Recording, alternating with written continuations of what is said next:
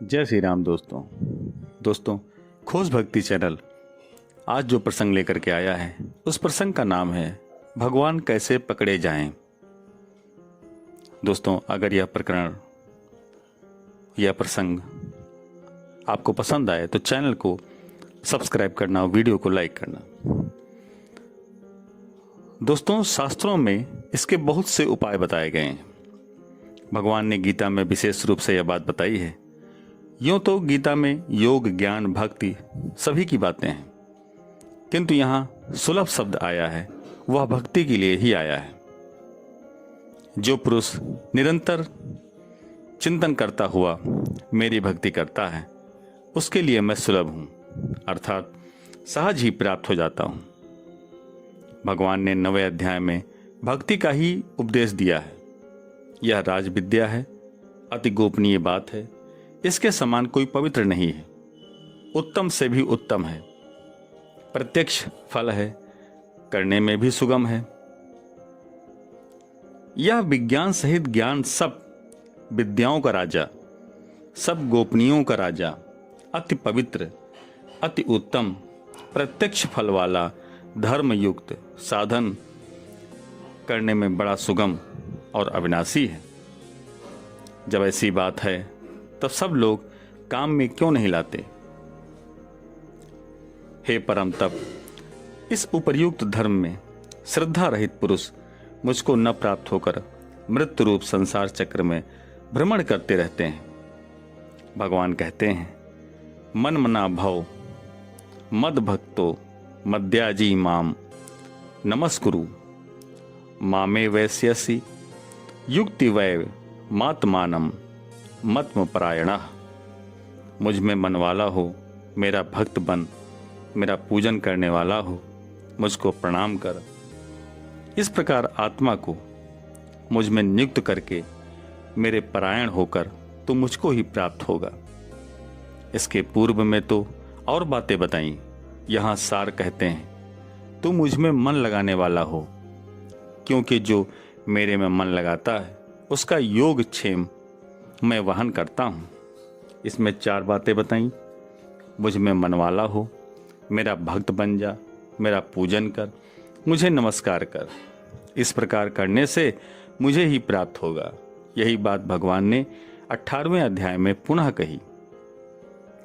मन मना भव मदभक्तो मद्याजी मां नमस्कुरु मामे वैश्यसि सत्यम ते प्रतिजाने प्रियोसि में।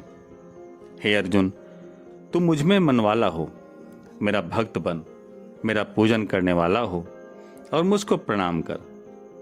ऐसा करने से तो मुझे ही प्राप्त होगा, या मैं तुझसे सत्य प्रतिज्ञा करता हूं, क्योंकि तू मेरा अत्यंत प्रिय है। पूर्व में 4 बातें कही, वहीं यहां कहकर उसका फल दिखलाया कि तू मुझे ही प्राप्त होगा, मैं सत्य प्रतिज्ञा करता हूं। कितने जोर के साथ 4 बातें कही। मन मना भाव, मन को भगवान में लगा देना। तेरा मन संसार के पदार्थों में जा रहा है, वह मेरे लिए लगा दे। मद भक्ता, मेरा भक्त बन जा। भक्ति भाव पूर्वक प्रेम में विह्वल होकर मुझ में ही प्रेम करने वाला हो। मद्याजी, मेरा पूजन कर। मां नमस्कुरु, मेरे को ही नमस्कार कर। इन 4 के पालन करने से परमात्मा मिल जाए, इसमें तो बात ही क्या है। एक से भी मिल जाए, केवल हमारा मन भगवान में लग जाए तो परमात्मा मिल जाएंगे। यह शास्त्र सम्मत और युक्ति संगत बात है। गीता, भागवत, महाभारत, रामायण में जगह जगह ये बात मिलती है। भगवान के स्मरण से भगवान की प्राप्ति हो जाती है। महर्षि पतंजलि कहते हैं, ईश्वर प्रणिधानाद्वा, ईश्वर की भक्ति करने से मन वश में हो जाता है। उनके नाम का जप और अर्थ की भावना करनी चाहिए। ओम का जप करें, किंतु यह नहीं समझना चाहिए कि एक ही यही नाम भगवान का है। चाहे जिस नाम का जप करो, रामायण में राम नाम की, भागवत में कृष्ण नाम की, वेदों में ओम की महिमा गाई गई है। सारे नाम परमात्मा को लक्ष्य करने वाले हैं। महर्षि पतंजलि ओम के उपासक थे, इसलिए ऐसा कहा। गीता में तो भगवान ने जगह जगह कहा है, अनन्यास चंत्यंतो माम ये जना पर्युपासते तेसाम नित्याभ्युक्ताग्नम योगक्षेमम वहाम्यहम्। जो पुरुष मेरा अनन्य चिंतन करते हैं उनका योगक्षेम मैं वहन करता हूँ। वहन करने का तात्पर्य कुली की तरह ढोना है क्या? भगवान कुली की तरह नहीं बन जाते। ये प्रेम की बात है। माता पिता बालक का बोझ उठाएं तो क्या हानि है? हम लोग इंद्र तक बन गए किंतु भगवान की प्राप्ति नहीं हुई, परमात्मा की प्राप्ति कभी नहीं हुई। उसी अप्राप्त की प्राप्ति का नाम योग है। जो प्राप्त है उसकी रक्षा का नाम क्षेम है। भगवान कहते हैं, मेरा भक्त जहां तक पहुंच गया है उसकी रक्षा करता हूं एवं आगे बढ़ाता हूं। अनन्य चिंतन से भगवान मिल जाते हैं। इसके बहुत से उदाहरण हैं।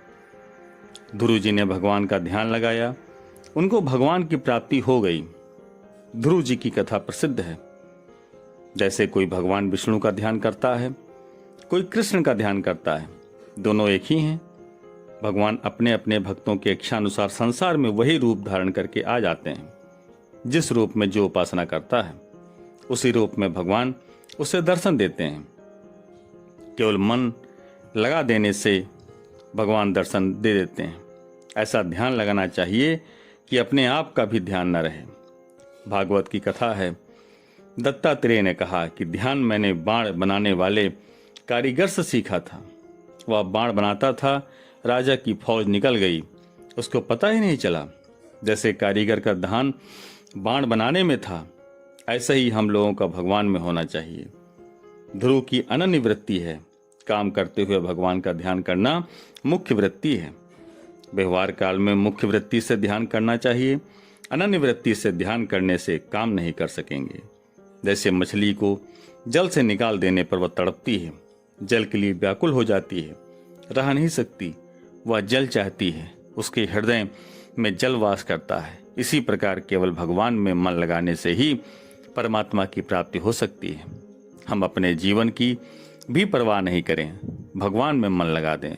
भगवान कहते हैं, देवान देव यजो यान्ति मद भक्ता यान्ति मामपि। देवताओं को पूजने वाले देवताओं को प्राप्त होते हैं और मेरे भक्त चाहे जैसे ही भजें अंत में वे मुझको ही प्राप्त होते हैं। भाव यह है कि तू मेरा भक्त बन जा। संसार में कोई चीज है तो वह प्रेम ही है। उसके विस्मरण होने से व्याकुल हो जाना चाहिए।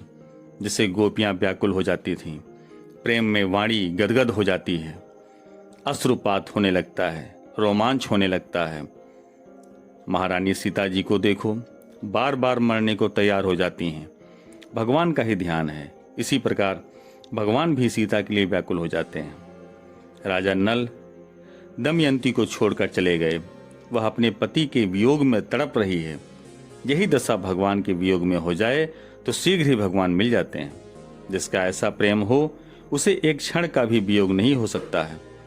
यद्यपि वे भगवान सर्वत्र विराजमान हैं, परंतु जहां उनके नाम का कीर्तन होता है वहां विशेष रूप से रहते हैं।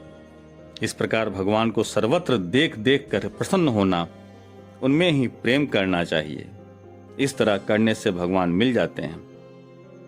मध्या जी केवल भगवान की पूजा से ही भगवान मिल जाते हैं।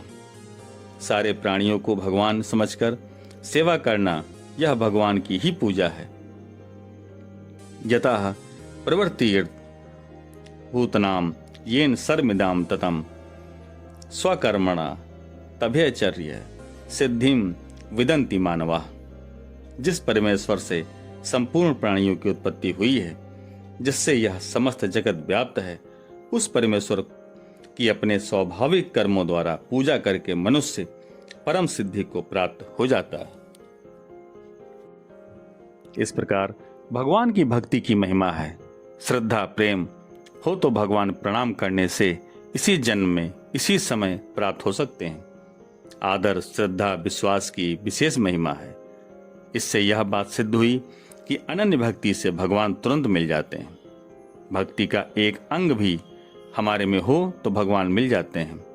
प्रहलाद जी ने अपने पिता से नवधा भक्ति बताई थी।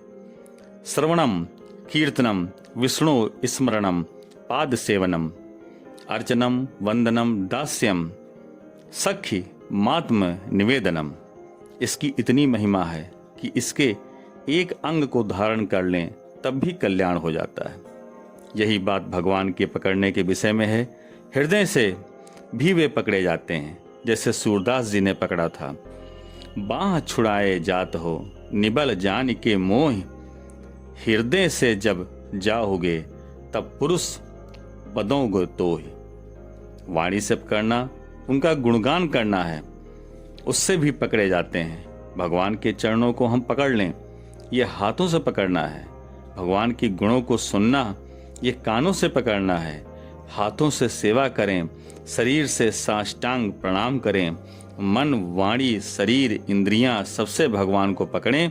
आप चाहे मन से पकड़ें, चाहे शरीर से पकड़ें, सब में प्रेम आवश्यक है। तो दोस्तों, यह मार्मिक प्रसंग आपको अच्छा लगा तो चैनल को सब्सक्राइब करना, वीडियो को लाइक करना। धन्यवाद। जय हिंद, जय भारत।